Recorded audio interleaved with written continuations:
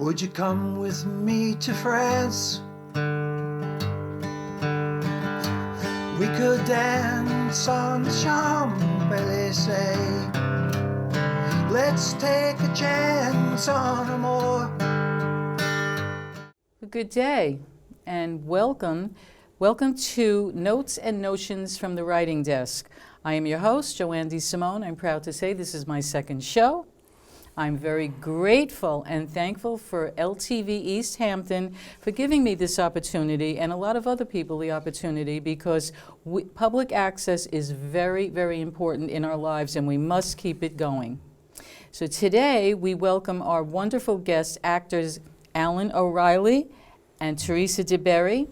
And they are not just actors, but that's what they are being billed today. You probably know them from a lot more. But today I am very fortunate they are gracing us with their talents to read my little play, An Encounter on Bellechasse. Little picture of it there. Bellechasse is a street in Paris.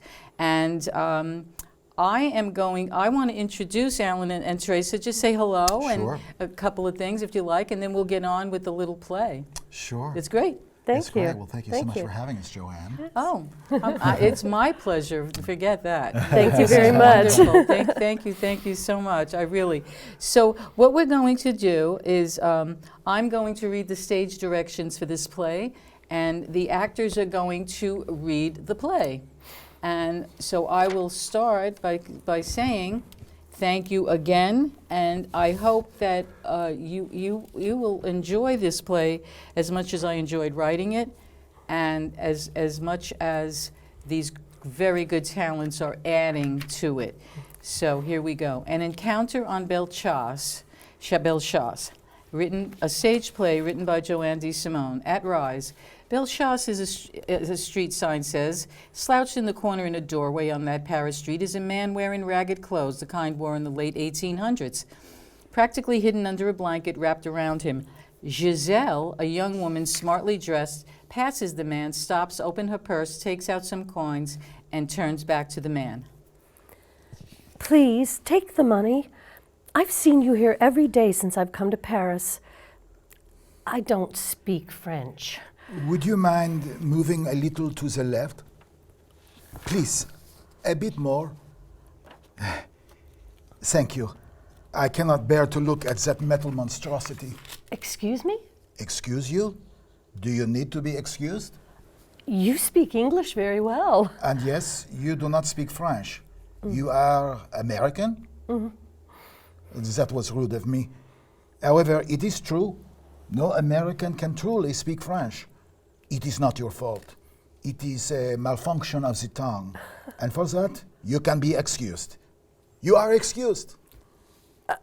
Are you dismissing me? Is that what you mean? No. I hold you blameless for not speaking French. If I were to dismiss you, I would say au revoir. I cannot take your money, mademoiselle, but I thank you. Tell me, are you on holiday? Sort of. What is that, sort of? A combination of business and pleasure. Can the two be combined unless you are a prostitute? Your business is pleasure? What? It is the same in English. Prostitute, whore. No, I am not a prostitute. I have a writing job for a newspaper, and I've been given the opportunity to write a story about French architecture. So you can see how that would combine business with pleasure. You are a journalist. In a very broad sense of the word. I write obituaries for a New York newspaper. Obituaries. Perhaps God has finally shown mercy. Are you all right? Does the idea seem macabre to write about death? Not at all. It is a job, I suppose. If you think about it, it's just putting words on paper. Their final words, so to speak. Yes, but someone else is doing the speaking for them, unless the departed had given his final words to someone like you to write for him. That is true. There have been times when that happened, but not often. What is your name?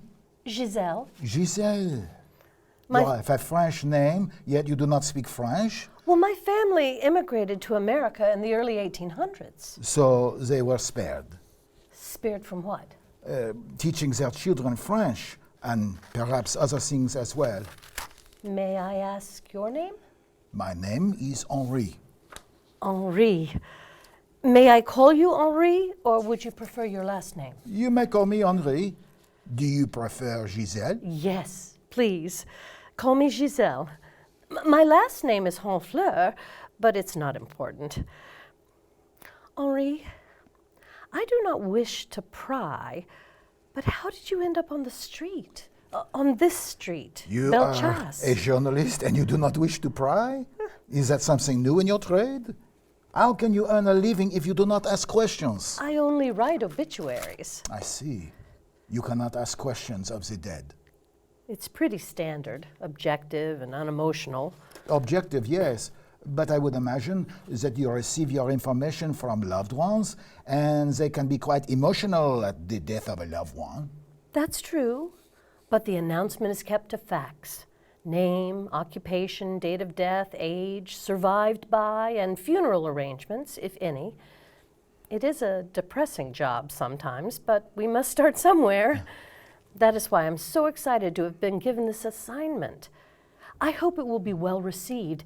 If it is, or if it does well, other publications will hire me and I'll be able to freelance. Freelance. You are a paid soldier?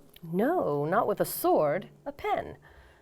I can write an article and sell it to a publication for more money than being on a newspaper's payroll. It was the same for soldiers, mercenaries. Kill with a lance, a sword for the highest bidder. I promise you, Henri, my pen kills no one. My subjects are already dead. Let me assure you, my dear, that writers can still murder the dead. It has been said that the pen is mightier than the sword. They are one and the same. And please do not ever repeat that silly phrase, or I will conclude that you are not a writer at all. I am here to write about Paris architecture, and it will be a labor of love because I love Paris. I hate Paris. Well, there are other cities, other streets. No, my dear, there are no other streets. Not for me. Have you always lived in Paris? Well, no. I was born in Dieppe and spent a lot of time in Rouen. I worked in Paris for many years as a clerk. Tell me, Mademoiselle Giselle, do you aspire to be a teller of tales? I hope to write a novel, several novels, mysteries. Ah, crime passionnel. Yes, but all kinds of mysteries, murder, jewel heists. Have you ever heard of the author Joseph Prignet? No, I don't think I have. Guy de Vermont? No, but I know of Guy de Maupassant. Everyone knows the story of the necklace. Yes, of course. There's always one that reaches the masses. I would never presume to be the writer he was. I hope that you will never have to pay the price that he paid. Yes, from what I read about him, he was not a happy man and died in an asylum. That was not the worst of it. I cannot imagine anything worse. You said that you are in Paris to write about architecture. Yes, an article about places of interest with photographs. Photography is a hobby of mine, so I'll take the pictures myself. Ah, I see. Forgive me, my dear, but do you not think that everyone in the world knows what is interesting about Paris? Yes, of course, but I'd like to capture something different in the city. Take, for example, the Eiffel Tower. You can take it. I cannot leave it. I cannot bear it. Oh, I am sorry. I don't understand. Look how beautiful it is. At night, the lights, it is a wonder. It is a looming monster. It is an offense to beauty. I never heard of anyone that doesn't like the Eiffel Tower. Even bad art finds its way to prominence. Bad writing, too. I'm hoping that my writing, my article, will get me a promotion. Must you write about the tower? I can't see an article about Paris without it. I suppose it is inescapable. I am curious, Henri. What do you think of the Louvre pyramid? Why is a pyramid at the Louvre? I mean, the diamond-shaped pyramid, it looks like a glass prism? I know of no such prism. That's not possible. You live in Paris and you've not seen it? I have not seen it, but it cannot be as torturous to look at as the tower. In my opinion, it destroys the look of the Louvre. It is an ugly structure designed about 20 years ago to provide more access to visitors into the museum. It has its share of detractors in Paris and all over France, for that matter. I agree with the purists that it spoils the look of the Louvre, but I will write about its splendor nonetheless. You will lie? Yes, I will in this case. My article will be about architecture and tourist attractions. I must write about it objectively, about its contribution. It's difficult to imagine that you live in Paris and have not seen it. You seem old enough to have been around for all the hubbub. It is difficult to imagine, but I live here, on Belchos. When I am not here, I do not know where I go, except to find myself back here with an unobstructed view of the Eiffel Tower. It is my destiny. It is maddening, unobstructed and inescapable. It is my destiny. Who are you? I doubt you would believe me. Try me. Perhaps tomorrow. Will you visit me tomorrow? Yes, I will. In fact, I would like to show you something. Exit Giselle, lights down, scene 2. Henri is in the same spot on Belchas, looking around. He spots Giselle approaching. Good morning, my dear Giselle, the charming lady with the French name but speaks no French. I'm thinking of taking lessons. Henri, I want to show you these. Mon Dieu, are these photographs of the prism you spoke of? Yes. What do you think? Who would allow such sacrilege? The president of France at the time. Who could imagine such icy cold? It was designed by an American. Well, he's Chinese, really, born in China. His name is Pei. Not a Frenchman. Thank God. But shame on him anyway.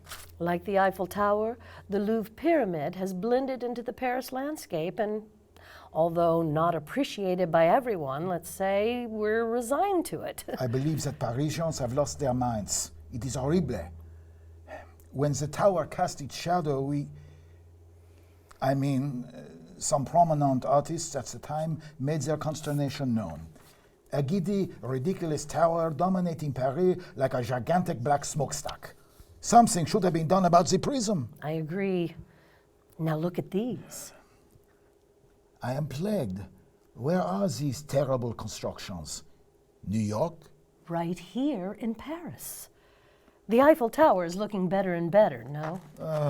I don't know. Henri, I am a practical person. I write obituaries.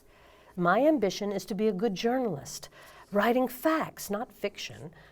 I will save that for my murder mysteries if I ever write them. But I'm not prone to fantasy. My imagination does not extend to what I am feeling. But I must ask again, who are you? I was a writer, a teller of tales. My remains can be found in Montparnasse Cemetery. My soul is condemned to Belchos. Would I know your name? You spoke it yesterday. I was named Henri-René Albert Guy de Maupassant, and I have written stories under the other names, Prunier. Yes, I mentioned the necklace. Such a sad story, tragic. I believe you are who you say you are, as strange as it sounds. A sad man writes tragic stories. Forgive me, Monsieur de Maupassant. Please, call me Henri still, especially if I'm to hear my name pronounced with a pronounced American accent. Of course. Henri, I read about your life and your work when I was in college. Your work is what is known as required reading. Oh, yes? Required? It means that you are considered a genius. Your work, masterpieces. In America, perhaps, but what do they know? We know plenty. Henri, will you tell me about your life? Something I cannot Google? Asking questions, a journalist in the making. Google, what is that? Never mind. I will tell you that I, along with other enlightened gentlemen in Paris, signed a petition to stop the construction of the tower. In fact, I would often eat my lunch inside the tower so that I would not have to look at it. But of course, there it is, and there it will be. Am I sufficiently blocking your view from where I'm standing? Yes, and I thank you. Have you figured it out that, as impossible as it may sound to the sound mind, I am condemned to this street to have a full view of that metal monster? I believe you. I don't know if anyone in this world will believe that I'm speaking with Guy de... It could be worse, you know. You could be on the Champs-Élysées with full view of the Louvre. Oh, do speak English, my dear. I might be dead and condemned, but my ear is still sensitive. Perhaps you are the one, Giselle. Perhaps you are my redemption. By redemption, do you mean that you have a way to leave this street and find your way to your next life? I want to be freed from this. Oh, excuse me, please. Hello? I understand. Thank you. I apologize. That was my boss. I had to answer. Everyone does that. Hands to their ear, walking and talking. I don't know about such things.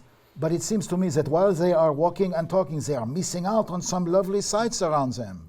It's a cell phone. If nothing else, it's convenient, just a way of communicating more easily. Spare me, please. I'm beginning to see that monsters come in all sizes.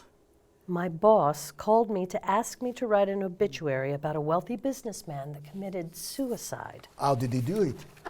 Pills. He overdosed on sleeping pills. No imagination. But he was successful. I hope he left behind something for people to remember. What was his occupation? He was a builder. He built tall buildings and put his name on them. Did he believe that people would look up just to see his name? I don't know. He was a man with an unquenchable ego. I don't know how to write about him and keep it objective. Then do not do it. Forgive me. I read that you tried to kill yourself. Is that true? Yes, it is true. But I failed. At least I did not lie on a bed like a lovesick woman. I took a knife and... Oh, God. I am so sorry. I am sorry, too, that I failed. It took another year and 1/2 for God to call me and condemn me. Giselle, my dear, write the obituary of this man who loved himself as if you were writing one of your mystery stories. The only answer to writing something is to write it. Yes, you're right. I have to go now. May I ask that you leave the photographs of the modern buildings with me? I would like to study them. There are some of the tower. Do you want me to take those? No, my dear. Leave them all. Oh, yes. One thing more. Learn to speak French. It is your heritage. Lights down, lights up, scene 3. Enter Giselle. Belle Chasse, the same setting, but Henri is not there. Giselle turns, looks around, but Henri is gone. Giselle is excited about something that she seems eager to share with him. She looks at the Eiffel Tower, turns again, looks down on the sidewalk. There are 2 folded pieces of parchment paper in the place that Henri formerly occupied. Next to it, a book. Giselle picks up the paper and the book and looks around. In its day, the structuring of the Eiffel Tower was met with opposing views. Both sides were passionate and steadfast, and Henri? Henri! It is a beautiful tribute to the tower. Second piece of paper falls, a much smaller one. Miss Honfleur, I believe you have your newspaper article, and I have my redemption. May we both use it well. And then she finds a book, The Complete Works of Guy de Maupassant. Out of the book falls the photos she gave him, and then notices the inscription. To Miss Giselle Honfleur, an American angel with a French name. Henri. Enter a young man. Excuse me, monsieur, do you speak English? Yes, I'm American. Have you seen a homeless man who's always at this spot? Not really. I only arrived in Paris yesterday. But I am familiar with the city if you need a guide. Are you all right? Hey, what's your name? Giselle. French? In a way. I'm Hank. I hope I'm not being too forward, but would you like to go get a cup of coffee? There's a nice place right near here where we can see the Eiffel Tower in all its glory. Well, it's more beautiful at night. Nothing like it. I've tried to capture it, but some things are beyond art. Are you an artist? I'm a painter, but I teach art history to pay the bills. What do you do? Well, I just got a promotion. They walk off together in an inaudible conversation as the lights dim. The end. Thank you. Thank you. So was it fun or was it agony? I think it's a lovely story. It's lots of thank you. fun. Thank Lots you. of fun. You know, I wrote very this sweet. story before Woody Allen's Midnight in Paris. Mm-hmm. As it happens. I mean, I would never compare at all. But when I saw Midnight in Paris, I said, okay, what do we do with this now? Mm-hmm. Because this actually, of course, I'm not a journalist, but I did meet. I was staying around the corner from Bellechasse.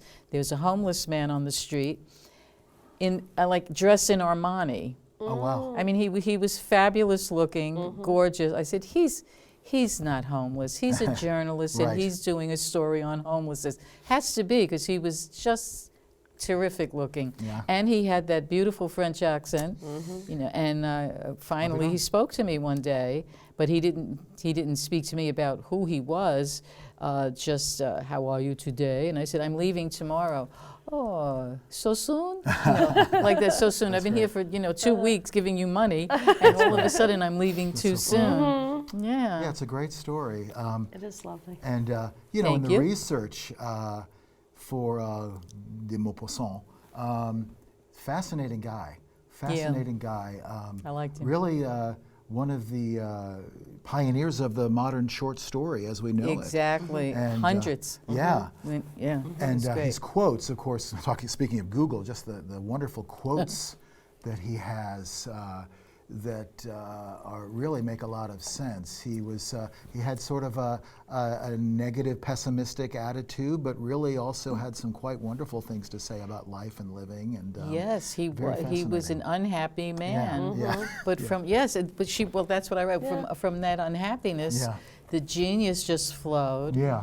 And Yeah. he did live the last the last year of his life Right. was pretty glum, Yeah. because he did fail at killing himself. And I don't know if anyone recognizes the businessman who wants to see his name on buildings. I just made was that up. curious. Oh, we were about trying that. to think who that was. Uh-huh. Literally I trying to was figure out who that curious. was. Yeah. Who could that be? We I had don't all know. sorts of ideas who that could be. I but just came to me That's great. that a businessman who builds buildings with his name on it just commits suicide. I don't know how that would play.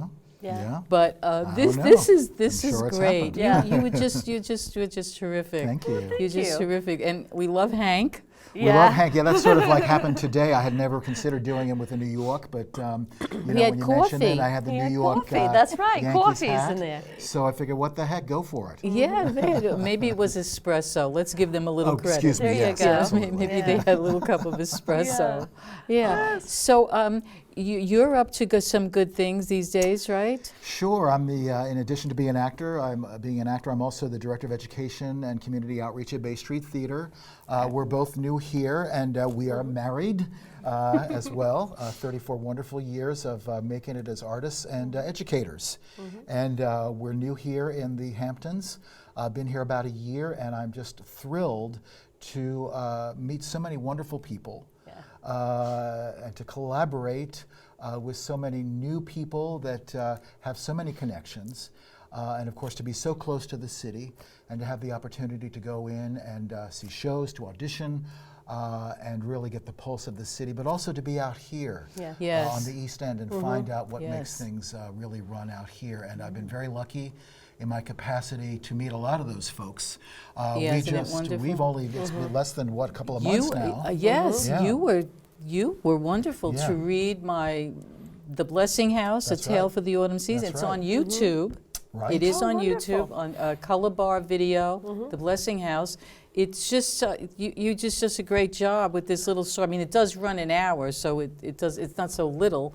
But I thank you for that, and Absolutely. I consider you guys a wonderful connection. Not the other way Thank around, you. because you did it was so beautifully read. My friends loved it. Awesome. Yeah, I really thank you. I really thank you for that. And yeah, I'm here every week on Thursday at Chaim Mizrahi's show. Right. And we do, I call it the Egg Timer Challenge. We write a poem in 3 minutes. cool. Oh, Yes. that's neat. So every week I have this book of poetry and prose, but since April I've written about another 20 poems with him. We just put on music and then write something, and then we come back on the air Oh, that's awesome. and read it on the air. And my brother is always very kind to me. He said, "Well, if I can't write my name in 5 minutes or 3 minutes, so good for you." But it's fun creative because you know what it process. does? It really gets the Yeah. juices Yeah. flowing. That's really And I'm really shocked at some. He's a great poet, Chaim. He's an artist, so obviously he's a painter. But his poetry is just think of Gertrude Stein. Right. He's out there. Okay. He's out there with Gertie. So I just want to Awesome. say thank you again. I want to thank you, Thank for you. being on Notes and Notions from the Writing Desk. And I look forward to sharing time with you again with other projects and other guests here on this little show of mine. But in closing, I just want to say, remember to take note that the notion of love is universal. Let your love light shine through to everyone that you meet. So until next time, thank you and ciao. I hear the castanets, they're calling. They have this dance, por favor. And I don't care where we are, as long as I am there with you. 'Cause there's a place in the world for those who say I love you. And if we wish upon a star, we'll never be alone. 'Cause we could travel here and far. We could stay right here at home.